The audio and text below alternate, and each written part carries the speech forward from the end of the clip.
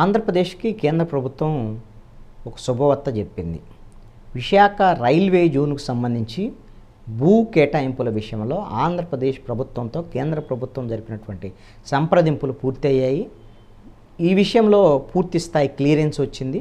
త్వరలోనే Visakha railway zone పనుల్ని ప్రారంభిస్తామనేటువంటి స్పష్టమైనటువంటి ప్రకటన కేంద్ర మంత్రి అశ్విని వైష్ణవ్ ప్రకటన చేశారు.